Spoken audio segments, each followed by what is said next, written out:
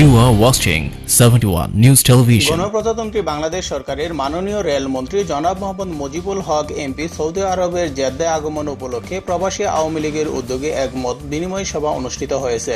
কুমিল্লা জেলা পরিষদ সদস্য ভিপি ফারুক আহমেদ মিয়াজির সভাপতিত্বে মীর কাশেম মজুমদারের পরিচালনায় প্রধান অতিথি হিসেবে উপস্থিত ছিলেন গণপ্রজাতন্ত্রী বাংলাদেশ সরকারের মাননীয় রেলমন্ত্রী জনাব মুজিবুল হক এমপি।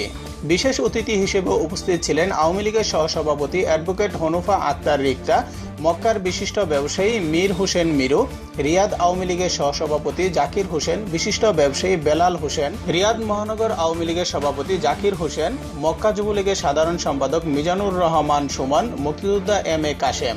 বক্তব্য রাখেন ফ্রেন্ডস অব বাংলাদেশ ধর্ম বিষয়ক সম্পাদক হাফেজ মাসুম, মুস্তফা বুইয়া টিপু, শামসুল আলম খোকন, ইসমাইল হোসেন বাবলু, এমদাদ হক সহ আরো অনেকে। এ সময় মন্ত্রী বলেন, আজ যারা প্রবাসের মাথার ঘাম পায়ে ফেলে রিমিটেন্স পাঠিয়ে দেশের উন্নয়নে সহযোগিতা করেছে, সেই রিমিটেন্স যোদ্ধাদের অনুষ্ঠানে আসতে পেরে আমি গর্বিত। জাতীয় উন্নয়নের জন্য রিমিটেন্স যোদ্ধারা সম্মানিত ও জাতীয় অহংকার বলেও উল্লেখ করেন তিনি। সৌদি আরবের জেদ্দা থেকে মোহাম্মদ মোবারক হোসেন বুইয়া, 71 নিউজ টিভি।